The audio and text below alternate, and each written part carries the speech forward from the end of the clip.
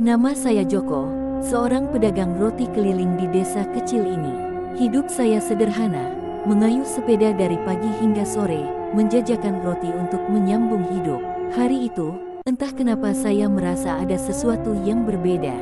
Udara terasa berat, dan langit mendung meski tak ada tanda-tanda hujan.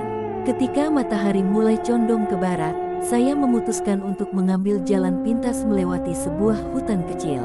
Biasanya saya tak pernah melewati jalan itu, karena cerita-cerita warga tentang hutan ini membuat saya merinding. Namun, hari itu saya pikir, cuma mitos. Kalau lewat sini kan lebih cepat. Masuklah saya ke jalan setapak itu. Awalnya biasa saja, hanya suara burung dan dedaunan yang bergesekan dengan angin. Tapi semakin jauh saya melangkah, suasana berubah. Suara-suara tadi menghilang, digantikan oleh keheningan yang mencekam. Hanya ada suara langkah kaki saya dan roda sepeda yang berderit. Tiba-tiba, saya merasa ada yang memperhatikan. Punggung saya dingin. Saya berhenti, mencoba mendengar. Tak ada apa-apa, tapi rasa itu semakin kuat.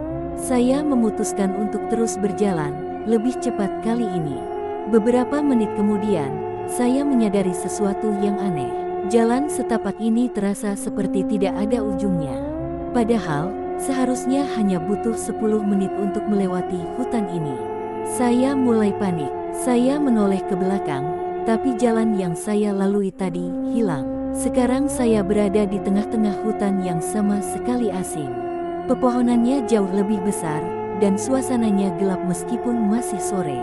Lalu terdengar suara perempuan memanggil dari kejauhan.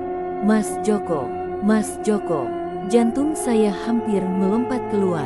Suara itu lembut, tapi anehnya membuat bulu kuduk saya meremang. Siapa yang tahu nama saya di tempat ini? Dengan gemetar, saya mencoba menjawab. Siapa itu? Tak ada jawaban, hanya suara tawa kecil yang samar. Saya mulai mendorong sepeda saya, mencoba mencari jalan keluar, tapi suara itu kini terdengar di mana-mana, bergema di telinga saya.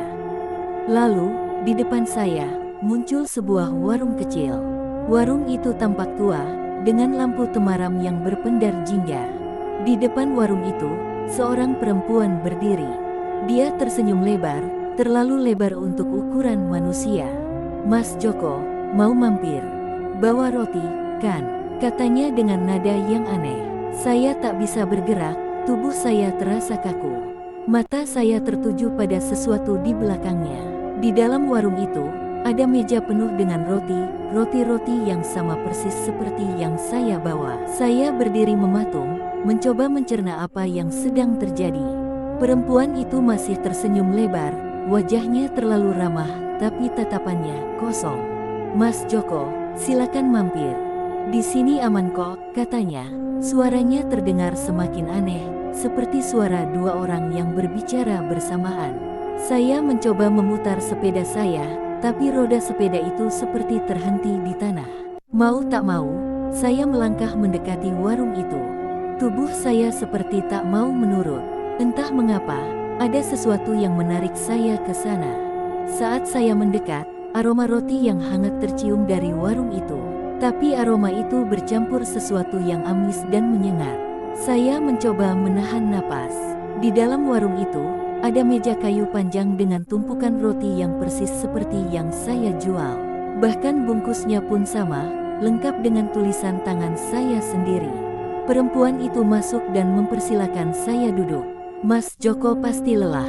Roti-roti ini enak sekali, loh, katanya sambil mengambil satu roti dan menggigitnya. Saya hanya bisa terdiam, karena saat dia menggigit roti itu, ada cairan merah yang menetes dari dalamnya. Kenapa diam, Mas? Ini kan roti buatan Mas Joko, katanya sambil tersenyum lagi, kali ini dengan gigi yang penuh noda merah. Saya mundur beberapa langkah. Bu, siapa Anda? Saya cuma ingin keluar dari sini. Perempuan itu tertawa pelan. Keluar, Mas sudah masuk ke tempat kami. Tak ada jalan keluar kecuali kami mengizinkan. Saya merasa napas saya semakin berat. Saya mencoba berlari, tapi jalan di belakang warung itu berubah menjadi kabut pekat. Lalu, suara-suara mulai terdengar dari segala arah. Suara tawa, isakan tangis, bahkan bisikan-bisikan yang memanggil nama saya. Joko, jangan lari. Saya menutup telinga dan memejamkan mata, berharap ini hanya mimpi. Ketika saya membuka mata lagi, warung itu menghilang. Tapi roti-roti saya sudah tidak ada di keranjang sepeda. Sebagai gantinya, keranjang itu dipenuhi benda-benda aneh, tumpukan daun busuk, tulang belulang kecil, dan kepala boneka yang menyeramkan. Saya mendengar suara langkah di belakang saya. Ketika saya menoleh, perempuan itu berdiri, wajahnya kini berubah menjadi hitam legam dengan mata merah menyala. Mas Joko, tinggal di sini saja. Temani kami, katanya sambil mendekat. Saya tak tahu dari mana keberanian itu muncul, tapi saya langsung melemparkan kepala boneka dari keranjang ke arahnya dan berlari sekuat tenaga.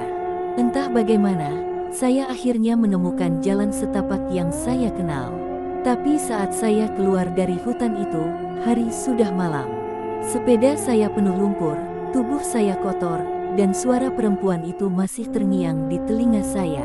Ketika saya tiba di rumah, istri saya menatap saya dengan wajah ketakutan. Mas Joko, kamu kemana saja? Sudah 2 hari kamu hilang. Saya terdiam, menatap istri saya yang wajahnya terlihat begitu pucat. 2 hari, gumam saya dengan suara bergetar. Tidak mungkin, saya cuma sebentar di hutan. Istri saya menggeleng kuat, air matanya mulai mengalir. Semua orang mencarimu, Mas. Tapi nggak ada yang berani masuk hutan itu. Hutan larangan. Kata-kata itu membuat dada saya semakin sesak. Hutan larangan. Nama yang sering disebut orang-orang tua di desa ini, tempat yang katanya dihuni oleh makhluk gaib yang tidak suka diganggu. Saya pikir itu hanya cerita untuk menakut-nakuti anak-anak. Tapi sekarang, Mas bawa apa itu? Tanya istri saya, suaranya bergetar. Saya menunduk ke keranjang sepeda saya. Masih ada sisa isi dari hutan tadi, daun busuk, tulang belulang kecil, dan kepala boneka itu. Saya langsung membuangnya di halaman, tapi anehnya kepala boneka itu tidak terjatuh. Malah seperti menempel pada keranjang, matanya yang kosong seperti memandang saya. Buang semuanya, teriak istri saya. Dengan terburu-buru, saya mencoba melepaskannya. Tapi semakin saya menarik, benda itu semakin menempel erat, seolah menjadi bagian dari keranjang saya. Istri saya berlari masuk rumah dan keluar lagi membawa segenggam garam. Dia melemparkannya ke keranjang itu sambil berdoa. Tiba-tiba angin kencang berembus, menerbangkan daun-daun di halaman. Kepala boneka itu akhirnya terjatuh, tapi sebelum menyentuh tanah, benda itu lenyap begitu saja di udara. Saya dan istri hanya bisa saling berpandangan, tubuh kami gemetar. Mas, ini pasti ada yang ngikut, kata istri saya dengan suara kecil. Kita harus panggil Pak Murdin. Pak Murdin adalah sesepuh desa, seorang dukun yang dipercaya mampu berkomunikasi dengan makhluk halus. Tanpa membuang waktu, kami langsung pergi ke rumahnya malam itu juga. Ketika kami tiba, Pak Murdin sudah menunggu di depan rumahnya, seolah dia tahu kami akan datang. Tatapan matanya tajam, dan wajahnya serius. Kamu dari hutan itu, ya? Katanya tanpa basa-basi. Saya hanya bisa mengangguk. Pak Murdin menghela napas panjang. Ada yang tertarik padamu, Joko. Mereka menganggapmu tamu istimewa. Kalau tidak segera dibereskan, mereka akan terus datang. Saya merasa lutut saya lemas.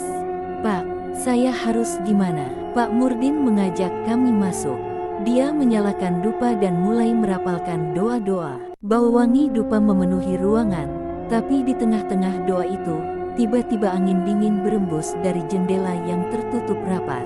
Dia ada di sini, kata Pak Murdin pelan. Saya langsung merinding. Siapa? Pak. Pak Murdin menoleh ke arah saya, matanya seperti melihat sesuatu di belakang saya. Perempuan yang kamu temui di warung itu.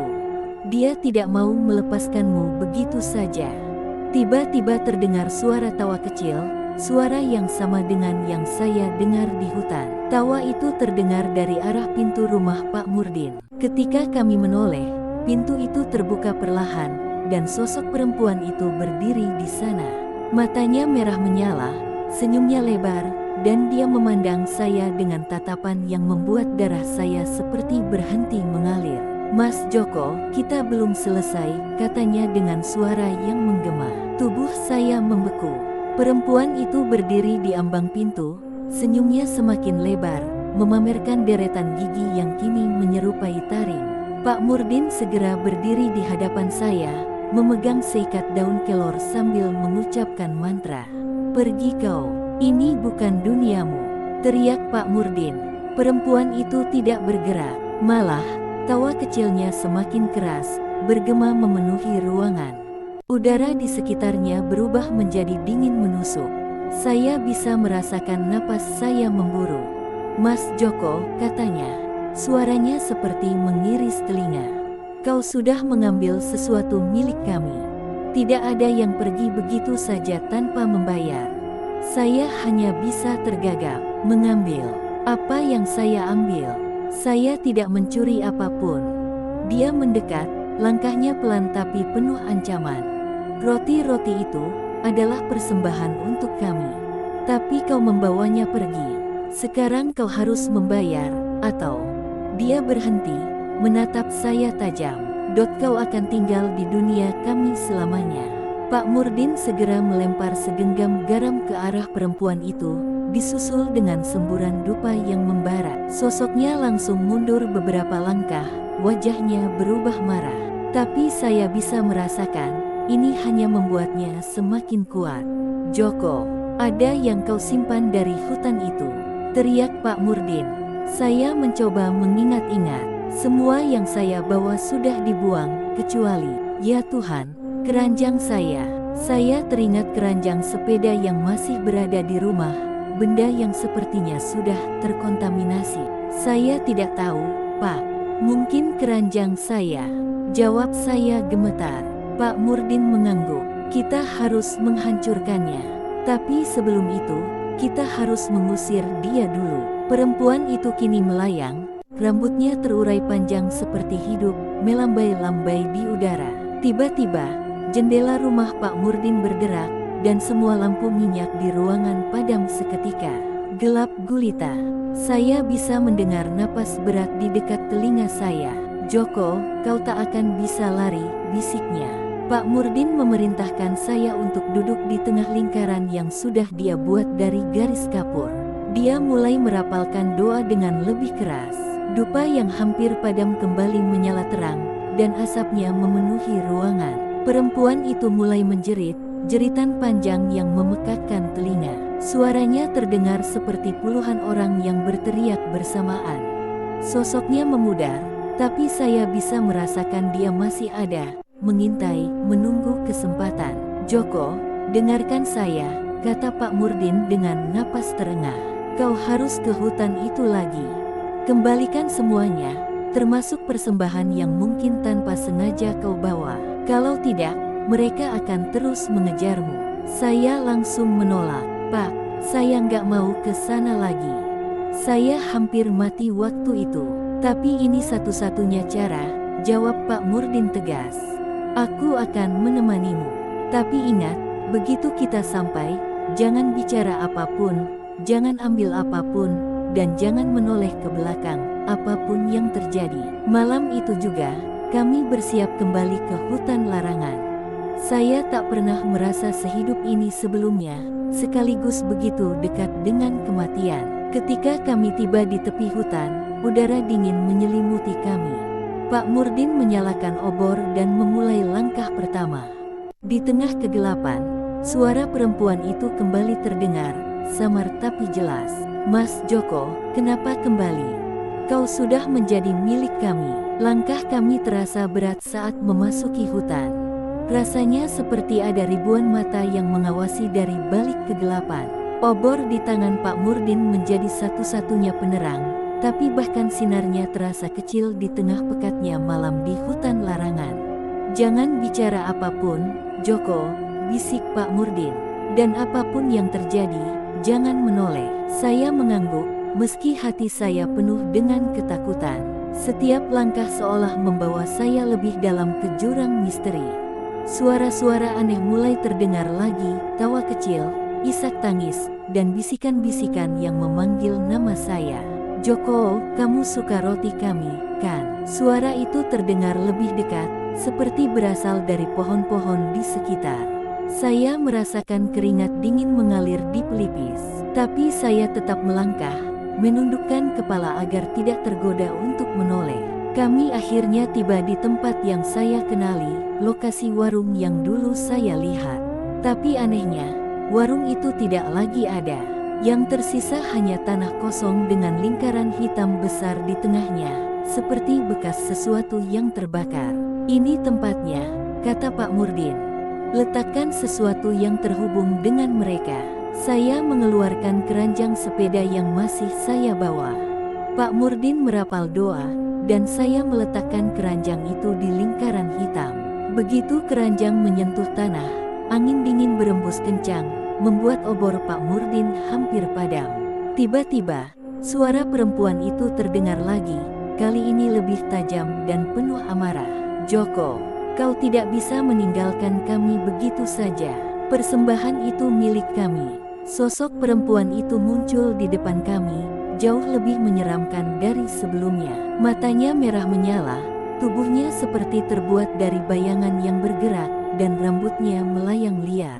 Dia melangkah mendekat, membuat tanah di sekitarnya menjadi hitam. Pak Murdin berdiri di hadapan saya, mengangkat tangannya yang memegang daun kelor dan garam. Kau sudah mendapatkan apa yang kau inginkan. Biarkan dia pergi, teriaknya. Perempuan itu tertawa, tawa yang menggema di seluruh hutan. Dia milik kami. Kau tak akan bisa melindunginya, orang tua. Tiba-tiba angin bertiup lebih kencang, hampir memadamkan obor. Sosok perempuan itu kini hanya berjarak beberapa meter dari kami. Saya merasa tubuh saya kaku, tak mampu bergerak. Pak, apa yang harus saya lakukan? Tanya saya dengan suara gemetar. Pak Murdin tidak menjawab. Dia terus merapal doa dengan suara lantang. Tapi perempuan itu semakin mendekat, seolah tidak terpengaruh. Lalu, entah dari mana, saya mendengar suara lirih, suara seorang anak kecil. Mas, Joko, kembalikan roti itu. Saya menoleh tanpa sadar, meskipun sudah dilarang. Di belakang saya, ada sosok anak kecil, kurus kering dengan mata cekung. Dia menunjuk ke arah sesuatu di keranjang. Roti itu bukan milikmu, katanya pelan. Saya melihat ke dalam keranjang dan terkejut. Ada satu roti yang tertinggal, yang tidak pernah saya lihat sebelumnya. Roti itu tampak menghitam, dengan aroma busuk yang menyengat. Tiba-tiba saya paham, ini bukan roti biasa. Pak Murdin, ini rotinya. Saya menyerahkan roti itu kepada Pak Murdin, dan dia segera melemparkannya ke dalam lingkaran hitam. Begitu roti itu menyentuh tanah, suara jeritan keras terdengar, seperti puluhan orang menjerit bersamaan. Sosok perempuan itu berhenti, tubuhnya mulai memudar. Tidak, ini belum selesai. Joko, aku akan kembali, katanya sebelum akhirnya lenyap bersama angin. Hutan kembali sunyi. Pak Murdin mematikan dupa dan menarik napas panjang. Sudah selesai, katanya pelan. Tapi mereka tidak akan melupakanmu, Joko. Kau harus berhati-hati. Kami segera meninggalkan hutan itu. Kali ini, saya merasa langkah kami lebih ringan. Tapi di dalam hati, saya tahu ini belum sepenuhnya berakhir. Mereka akan terus mengawasi dan menunggu. Sejak malam itu, hidup saya tak pernah sama lagi. Walaupun Pak Murdin mengatakan semuanya telah selesai, saya masih merasakan kehadiran yang tak terlihat, seolah-olah ada sesuatu yang selalu mengintai dari kegelapan. Hari-hari pertama setelah kejadian itu terasa seperti mimpi buruk. Di rumah, saya sering mendengar suara langkah kaki di halaman meskipun tidak ada siapapun di luar. Suara tawa perempuan itu terkadang terdengar samar di tengah malam, membangunkan saya dengan keringat dingin. Istri saya semakin ketakutan. Dia menyarankan saya untuk berhenti berjualan roti dan mencari pekerjaan lain. Tapi, apa yang bisa saya lakukan? Roti adalah satu-satunya mata pencaharian saya. Suatu malam, Ketika saya sedang membereskan peralatan untuk berjualan, saya menemukan sesuatu yang membuat darah saya membeku. Di sudut keranjang yang pernah saya bawa ke hutan larangan, ada serpihan kecil dari roti hitam itu. Saya yakin sebelumnya keranjang itu sudah kosong. Tidak mungkin, bisik saya, mencoba menyangkal kenyataan yang ada di depan mata. Tiba-tiba, udara di sekitar saya terasa dingin. Lampu dapur yang tadinya terang mendadak meredup, dan saya mendengar suara pelan, suara yang begitu familiar. "Mas Joko, kami belum selesai." Saya terperanjat, langsung membalikkan badan. Di sudut dapur, samar-samar terlihat bayangan perempuan itu. Kali ini, dia tidak lagi terlihat marah. Senyumnya lebih tenang, tapi justru itu yang membuatnya semakin mengerikan. "Kenapa kau masih datang? Bukankah sudah selesai?" tanya saya dengan suara bergetar. Dia tertawa kecil. "Selesai? Kau pikir mengembalikan roti itu cukup? Tidak, Mas Joko. Kau telah membuka pintu ke dunia kami. Sekarang, kami bisa masuk kapan saja." Saya merasa lutut saya melemas. "Apa yang kau inginkan dariku?" Dia tidak menjawab, hanya tersenyum.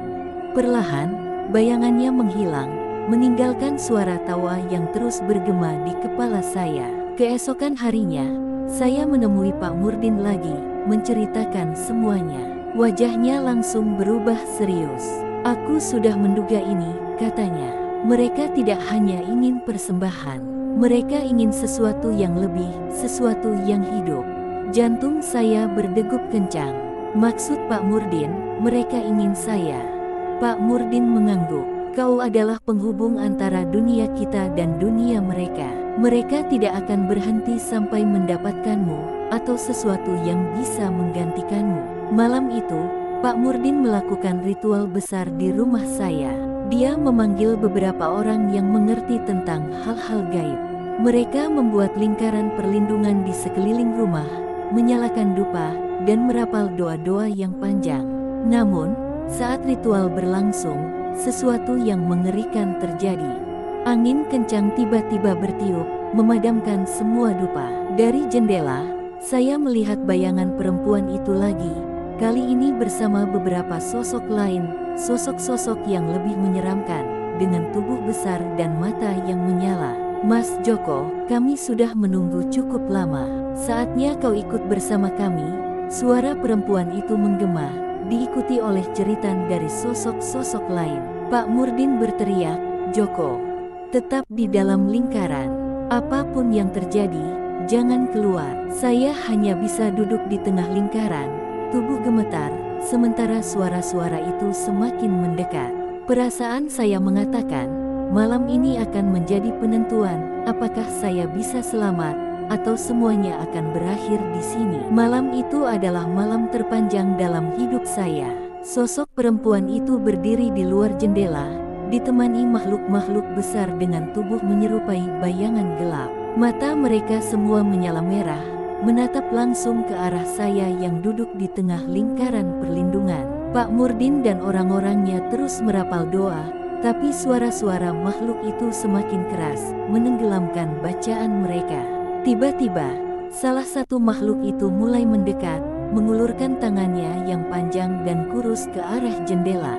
"Lingkaran ini tidak akan bertahan lama, Joko," kata Pak Murdin, suaranya tegang. "Mereka semakin kuat. Kita harus membuat keputusan sekarang." Saya menoleh ke arah Pak Murdin. "Keputusan apa? Apa yang harus saya lakukan?" Pak Murdin terdiam sesaat, lalu menunduk, seolah enggan mengatakan sesuatu. Namun akhirnya, dia berbicara. "Satu-satunya cara untuk menghentikan mereka adalah dengan menutup pintu yang kau buka di hutan itu. Tapi itu membutuhkan pengorbanan." Jantung saya berdetak kencang. "Pengorbanan? Maksud Pak Murdin, saya harus..." Pak Murdin menggeleng cepat. "Tidak harus kau. Tapi seseorang, sesuatu dari dunia ini harus masuk ke dunia mereka sebagai pengganti." Saya langsung merasa lemas. Pikiran saya berputar, siapa yang akan menjadi pengganti? Apakah saya tega menyerahkan nyawa orang lain demi menyelamatkan diri? Namun sebelum saya sempat menjawab, Suara perempuan itu terdengar lagi, kali ini lebih keras dan jelas. Mas Joko, kau tahu apa yang harus dilakukan? Serahkan dirimu, dan kami akan melepaskan semuanya. Rumahmu, keluargamu, hidupmu akan aman.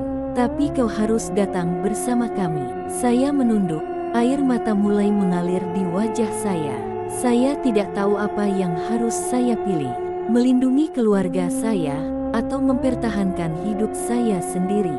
Tiba-tiba, istri saya yang sejak tadi diam di sudut ruangan berdiri. Dengan suara gemetar, dia berkata, "Mas, aku tidak bisa kehilanganmu. Tapi kalau ini satu-satunya cara untuk menghentikan mereka, aku akan ikut dengan mereka." "Kamu gila." "Tidak, aku yang membuka pintu ini. Aku yang harus bertanggung jawab," balas saya, terisak. Pak Murdin mengangkat tangannya, menghentikan kami. "Tidak ada waktu. Keputusan harus diambil sekarang, atau mereka semua akan menerobos masuk." Makhluk-makhluk di luar mulai merobek-robek dinding rumah, menciptakan suara yang mengerikan. Lingkaran perlindungan mulai retak, cahayanya meredup. Akhirnya, saya berdiri, tubuh saya gemetar. Saya menatap istri saya, lalu Pak Murdin. "Pak, aku yang akan pergi, tapi tolong, pastikan mereka tidak menyentuh keluargaku." Pak Murdin menatap saya dengan berat hati. "Kau yakin, Joko? Ini jalan tanpa kembali." Saya mengangguk. Saya sudah membuat kesalahan. Saya harus memperbaikinya. Dengan napas berat, Pak Murdin mengangguk. Dia membuka sebagian lingkaran perlindungan, membiarkan saya melangkah keluar. Begitu saya keluar, udara dingin langsung menyelimuti tubuh saya. Perempuan itu tersenyum lebar. "Mas Joko, akhirnya kau memilih dengan bijak. Ayo, kita pulang." Saya menoleh untuk terakhir kali, melihat istri saya menangis di pelukan Pak Murdin. Air mata saya mengalir, tapi saya tahu ini adalah satu-satunya cara. Makhluk-makhluk itu mengelilingi saya, membawa saya masuk ke dalam kegelapan. Hutan di sekitar mulai memudar, digantikan oleh dunia yang asing, gelap, suram, dengan pohon-pohon raksasa yang tampak hidup. "Selamat datang di dunia kami, Mas Joko," bisik perempuan itu. Sejak saat itu, saya menjadi bagian dari dunia mereka, dunia yang tak pernah bisa saya tinggalkan. Namun, setiap malam, saya memikirkan istri saya, berharap pengorbanan ini benar-benar membuat mereka aman, berharap pilihan saya tidak sia-sia.